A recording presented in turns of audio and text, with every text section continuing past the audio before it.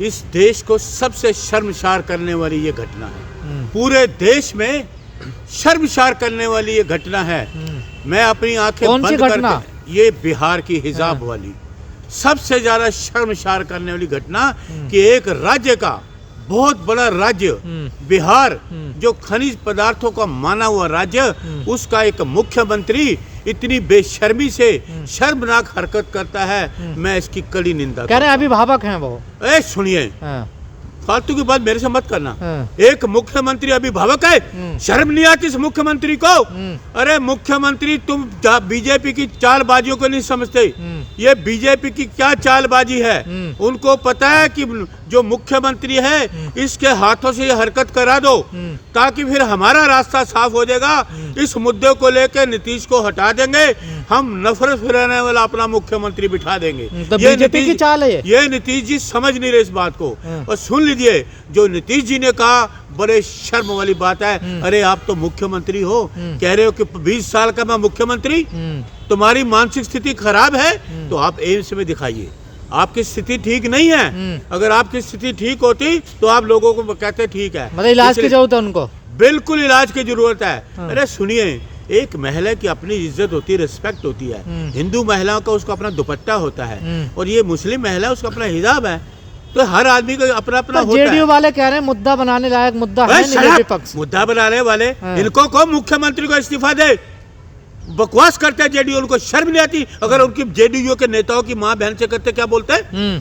JDU के नेताओं की किसी की माँ बहन होती तो क्या बोलता वो नेता, क्या है कहते, क्या तो उनकी प्रतिक्रिया रहती, ये हम जानना चाहते हैं। कह रहे हैं बिहार के मुख्यमंत्री हैं तो मुख्यमंत्री तो पूरे प्रदेश के अभिभावक ही होते हैं ना। देखिए, अरे मुख्यमंत्री तो बदमाशी करेगा है?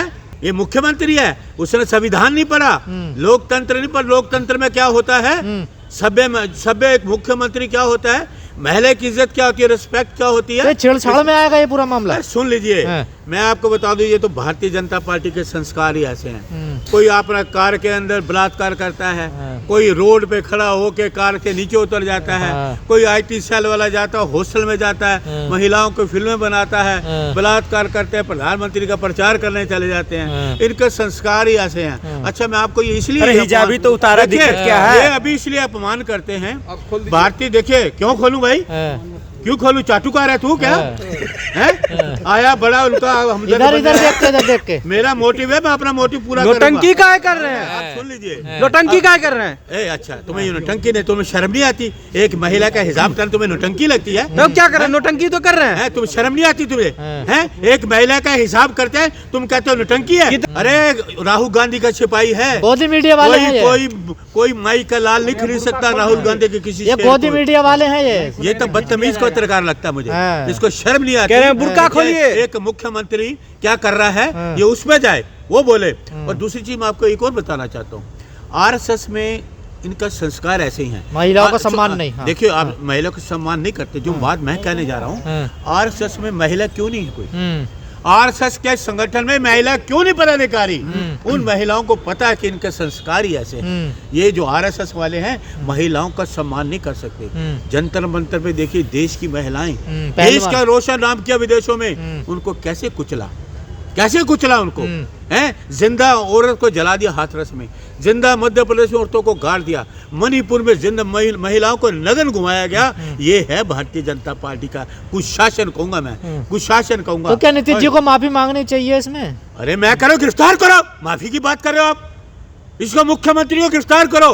अगर ये कोई और दल के लोग कोई करते ना तो ये सड़कों पे नाचते, कहते जी गिरफ्तार करो, ये इनकी क्या है, ये फिर क्या है? पहले भी बदतमीजी करी, वो अब भी बदतमीजी करी, तो इसका मतलब मानसिक स्थिति खराब है ना।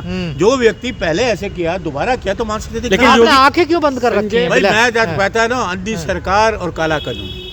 अंधी सरकार, काला कानून है।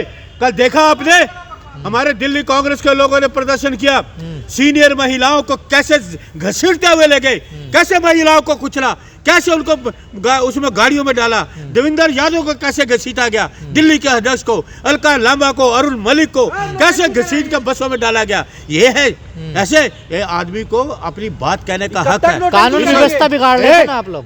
हटाओ इसको, ये जो बकवास कर रहा है नोटंकी बात। कब तक नोटंकी करेंगे? नोटंकी बात तो तुम हो, तुम हो नोटंकी बात। जो तुम देश के लोगों को सही बात नहीं बताना चाहते। लोगों को सच दिखाओ। लेकिन योगी कैबिनेट के मंत्री कह रहे हैं नीतीश जी ने बिल्कुल ठीक किया है, गलत क्या किया उसमें? अच्छा, उसको भी गिरफ्तार करो। संजय निषाद कह रहे हैं कि पूछो योगी को, बोलो उसको गिरफ्तार करके जेल में डाले। ये मंत्री हैं, कह रहे हिजाबी तो उतारा है, कोई बड़ी चीज है क्या? वो ऐसे ही हैं, मामूली घटना है। अरे ये सारे एक ही थाली के चट्टे बट्टे हैं। ये आपके बीजेपी वाले आरएसएस एक ही थाली के चट्टे बट्टे हैं। ये ऐसी हरकत क्यों कर रहे हैं, जानबूझकर कर रहे हैं? ये उनसे पूछो ना, इनको गिरफ्तार करो। ये हरकतें ऐसी करेंगे, देश को बदनाम करने वाली, महिलाओं को बदनाम करने, उनको अपमान करने वाली। दिल्ली में कल कितना देखो इन्होंने गदर करा, महिलाओं को कैसे घसीटते ले गए। ये सम्मान करेंगे महिलाओं का? हमारे देवेंद्र यादव दिल्ली के अध्यक्ष हैं, उनको घसीटा गया, अरुण वली को घसीटा गया। कैसे कैसे घसीटा इन लोगों ने?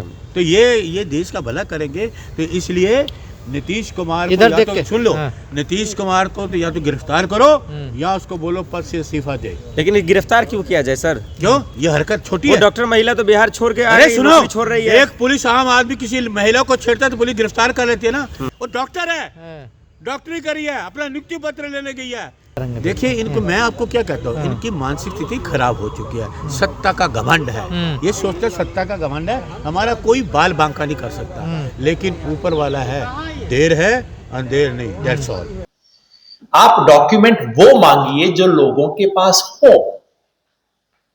जो डॉक्यूमेंट आप जानते हैं कि लोगों के पास नहीं है, वो कैसे मांग सकते हो आप लोगों से?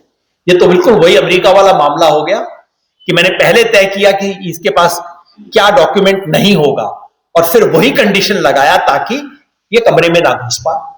ये तो आप नहीं कर सकते। आप कैसे कह सकते हो इस देश में 75 साल से जो लोगों को जो डॉक्यूमेंट आपने दिए नहीं, मतलब जो डॉक्यूमेंट है वो मैं मानूंगा नहीं, जो नहीं है वो मैं मांगूंगा?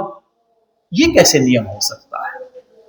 तो ये 3 हम मांग कर रहे हैं और इसके साथ साथ हम आह्वान कर रहे हैं इस देश के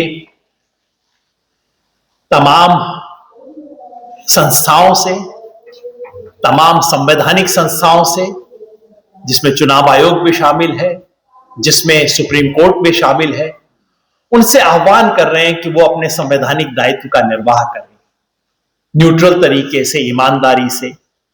हम आह्वान कर रहे हैं तमाम पार्टियों से, उन तमाम पार्टियों से जिन्हें इस देश के संविधान में आस्था है, कि सब लोग मिलकर इसका विरोध करें। यह सवाल इस वक्त एक दूसरे से उलझने का नहीं है, कम से कम ये एक सवाल है जिसपे इस देश के तमाम उन पार्टियों को जो संविधान के पक्ष में खड़ी है, उनको एक होना चाहिए।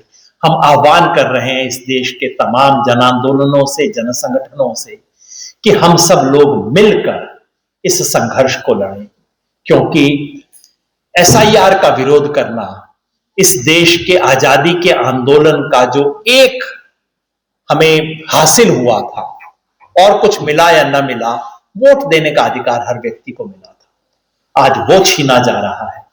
वो उसके विरुद्ध संघर्ष करेंगे, हम सब लोग मिलके लड़ेंगे और लड़ेंगे तो जीतेंगे। तो मिलके हम कहें, लड़ेंगे जीतेंगे।